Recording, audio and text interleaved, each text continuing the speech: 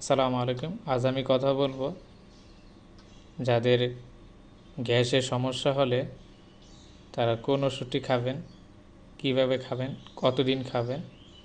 এই ভিডিওতে আমি পুরো বিস্তারিত বলার চেষ্টা করব। তো আজ আমার হাতে দেখতে পাচ্ছেন সার্জেল 20 মিলিগ্রাম ইসুমিপ্রাজল। তো ইসুমিপ্রাজল হচ্ছে একটি প্রোটন পাম্প ইনহিবিটর, যা H+ বা K+ এটিপিএসকে নিবৃত করে মাধ্যমে গ্যাস্ট্রিক অ্যাসিড নিঃসরণ কমায়। মূল কথা, পাকস্থলীর অ্যাসিডের পরিমাণ কমায় হচ্ছে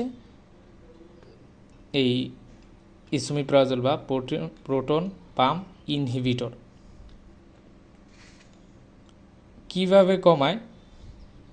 পাকস্থলীর প্যারাইটাল কোষের প্রোটন পাম্প এক ধরনের প্রোটিন থাকে, যা এই প্রোটিন থেকে তৈরি হয় HCl বা হাইড্রোক্লোরিক অ্যাসিড।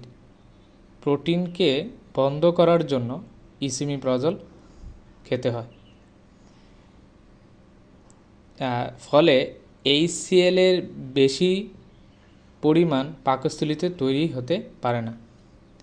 এর কিছু লক্ষণ, কমন যে লক্ষণগুলো আছে তার মধ্যে হচ্ছে বুক, গলা জ্বালা পোড়া করা হতে পারে, ডেকুর আসতে পারে, ক্ষুধামন্দা হতে পারে, ওজন কমে যাওয়া, গন্ধযুক্ত কালো পায়খানা হয়, বদহজমের সমস্যার ক্ষেত্রে এই ইসুমিপ্রাজল খেতে হয়। এক কথায় বলতে গেলে নর্মাল গ্যাস এবং অত্যাধিক যদি কারো গ্যাস হয় তাহলে এই ইসুমিপ্রাজল খেতে হয়। এর ব্যবহার, কিভাবে ব্যবহার করা হয়? এক নম্বর হচ্ছে ডিসপেপসিয়া হলো ইসুমিপ্রাজল দিতে হয়।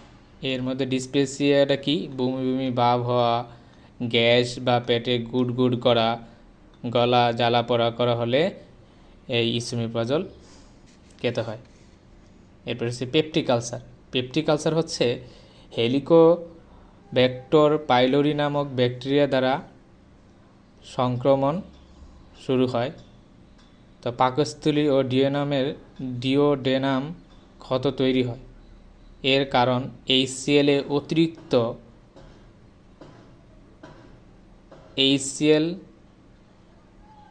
এর কারণ, আর অতিরিক্ত HCl বন্ধ করার জন্য ইসুমিপ্রাজল খেতে হয়। গ্যাস্ট্রো ইসোফেজিয়াল রিফ্লাক্স ডিজিজ যদি হয়, তখন দেখা যায় যে খাবার খাওয়ার পর খাবার উল্টো দিকে উঠে আসে, তাকে আমরা গ্যাস্ট্রো ইসোফেজিয়াস বা গ্যাস্ট্রো ইসোফেজিয়াল রিফ্লাক্স ডিজিজ বলে থাকি। বুক ও গলা জ্বালা পোড়া হচ্ছে, সেই ক্ষেত্রে ইসুমিপ্রাজল খেতে দেওয়া হয়।